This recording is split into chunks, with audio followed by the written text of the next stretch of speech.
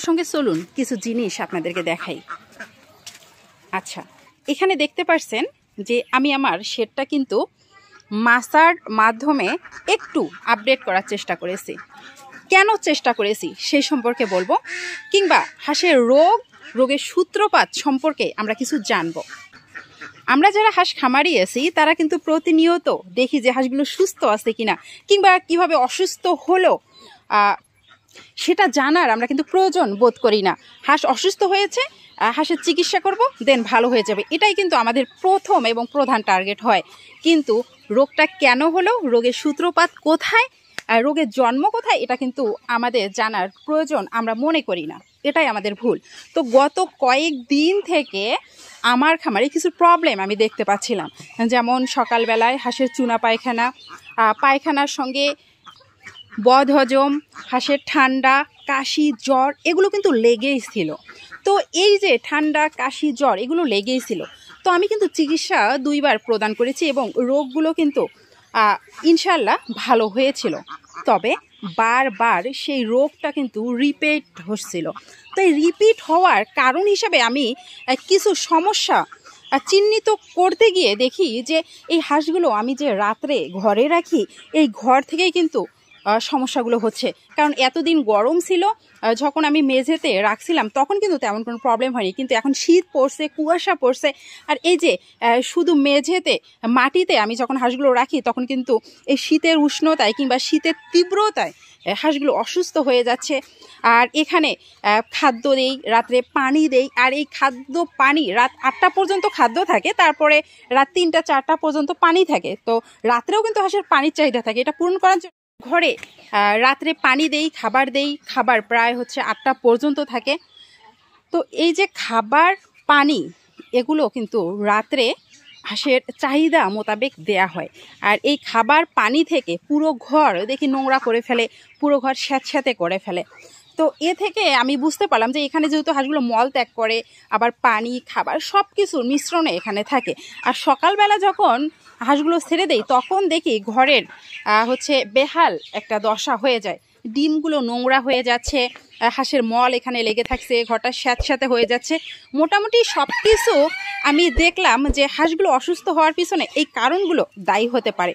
তখন আমি রিয়েলাইজ করলাম যে এখানে যদি একটা মাসা তৈরি করে দেওয়া যায়, এই মাসাতে হাঁসগুলো যখন থাকবে তখন কিন্তু শীতের তীব্রতা সেটা কিন্তু হাঁসের শরীরে স্পর্শ করতে পারবে না, কিংবা মাটি থেকে যে শীত পেত, মাটি থেকে যে ঠান্ডা পেত, সেটা থেকে কিন্তু হাঁসগুলো রক্ষা পেতে পারবে।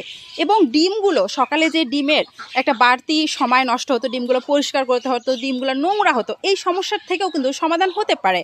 আর আমি এক জায়গায় পানি দেবো, এক জায়গায় খাবার দিব, এই পানি কিন্তু যে জায়গায় খাবার কিংবা পানি দেবো সে জায়গায় থাকবে, সেই পানিটা কিন্তু পুরো ঘরে ছড়িয়ে যাবে না, কিংবা পুরো ঘর নোংরা হবে না। তো এটা বুঝার পরে আমি কিন্তু এই রোগের সমাধান হিসেবে প্রথমে মাসাটা তৈরি করার সিদ্ধান্ত, এবং আলহামদুলিল্লাহ মাসাটা তৈরি হয়েছে। গত 3-4 দিন থেকে হাঁসগুলো এই মাসাতে থাকছে। তো এখন দেখছি ইমপ্রুভ অনেকটাই কিন্তু আমি পাচ্ছি, কারণ এই যে চিকিৎসা আমি বারবার দিচ্ছিলাম, বারবার হাঁসগুলো ভালো হচ্ছিল, আবার কিন্তু অসুস্থ হচ্ছিল। তো এখন আশা করছি যে আবার আমি চিকিৎসা প্রদান করছি, এই চিকিৎসা প্রদানের পরে পুনরায় আবার হাঁসগুলো অসুস্থ হবে না। কারণ হাঁসের অসুস্থতার যে সূত্র সেটা কিন্তু আমি বুঝতে পেরেছিলাম, এবং সেটা আমি সমস্যার সমাধান করার ট্রাই করেছি। তো যে প্রবলেমগুলোর কথা বললাম, সেই প্রবলেমগুলোর চিকিৎসা হিসাবে আমি কি কি মেডিসিন দিয়েছি সেটা একটু বলি। তো মেডিসিন হিসাবে আমি 1 নম্বরে দিয়েছি প্যারাসিটামল ট্যাবলেট। তো একটা ট্যাবলেট 1 থেকে 2 লিটার পানিতে দেওয়া যায়, আমি সেভাবেই ব্যবহার করেছি।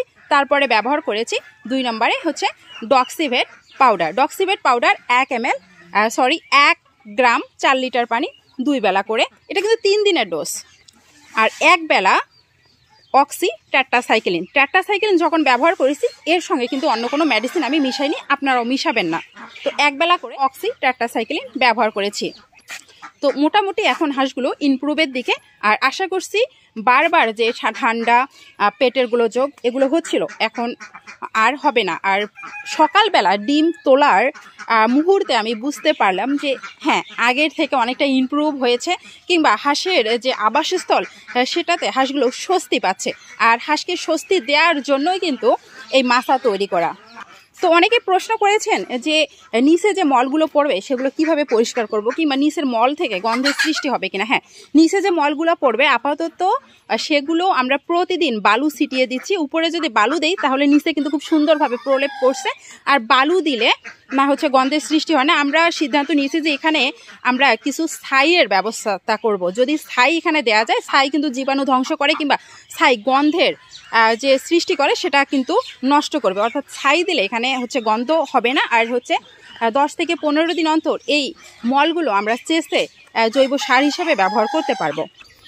তো এখন আসা যাক যে পর্দার ব্যাপারটা। অনেকেই বলছেন যে এখন তো শীত চলে আসছে, পর্দা দিব কিনা, কিংবা পর্দা কিভাবে দিব। এখন পর্যন্ত আমি আমার খামারের ঘরে পর্দা ব্যবহার করিনি, কারণ কিছুদিন আগেই কিন্তু আমি হাঁসের ঘরে ফ্যানের ব্যবহার করতাম। কারণ আমাদের চাইতে অর্থাৎ মানুষের চাইতে হাঁসের গরমটা বেশি, তাই ঘরে সারা রাত ফ্যান ব্যবহার করতে হতো। তো এখন যেহেতু আমি ফ্যান ব্যবহার করছি না, তার মানে এখন গরমের তীব্রতাটা নাই, কিন্তু হাঁসের ঘরে কিন্তু এতটাও ঠান্ডা চলে আসেনি। তাই পর্দার ব্যবহার আমি এখনও করছি না, তবে কয়েকদিনের মধ্যে পর্দার ব্যবহার করব। সেটা আসলে পর্দার ব্যবহার আপনি করবেন কি না সেটা ডিপেন্ড করবে আপনার হচ্ছে এলাকার আবহাওয়ার ওপর। আপনি ডিপেন্ড করে পর্দার ব্যবহারটা করতে পারেন। যদি আপনার এলাকায় শীতের তীব্রতা বেশি হয়, অবশ্যই এখন থেকে পর্দার ব্যবহার করবেন। তবে পর্দার ব্যবহারটা একটু সেন্সিটিভলি আপনারা করবেন, কারণ পুরো ঘর যদি আপনার পর্দা দিয়ে ঢেকে দেন তাহলে শীত থেকে আপনারা হাঁসগুলোকে রক্ষা করতে পারবেন। কিন্তু ঘরের ভিতরে হাঁসের মল থাকে, হাঁস থাকে,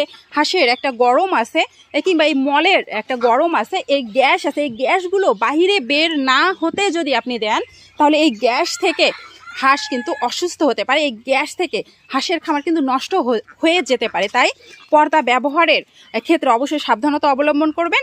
পর্দা ব্যবহারের ক্ষেত্রে আপনি 10 বার ভাববেন। পর্দা ব্যবহার শুধু শীত থেকে রক্ষায় নয়, পর্দা ব্যবহারের মাধ্যমে হাঁসগুলোকে সুস্থ রাখা আমাদের প্রধান টার্গেট হওয়া উচিত।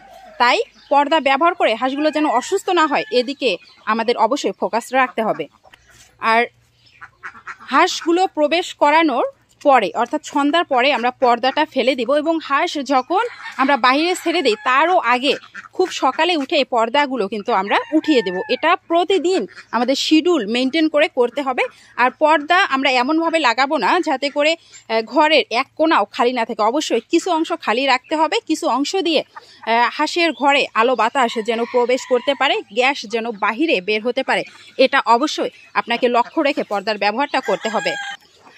অনেকেই কিন্তু এরকম মাছা দিয়েছেন খামারে, কিন্তু তাদের খামার হয়তো বা পুকুরের উপরে কিংবা জলাশয়ের উপরে, তাই মাছা দিয়েছেন। কিন্তু আমার ঘরটা একেবারে মাটির উপরে। এই মাটির উপরে কতজন মাছা দিয়েছেন আমি জানি না, তবে আমি দিয়েছি, কারণ আমার হাঁসগুলোকে সুস্থ রাখার তাগিদে আমি এটা করেছি। আপনারাও ইচ্ছা করলে এরকম করতে পারেন। আর যদি ইচ্ছা করেন যে হাঁসগুলোকে আমি সুস্থ রাখবো, এটা কিন্তু গরম ঠান্ডা যে কোনো আবহাওয়ার জন্য অনেক ভালো।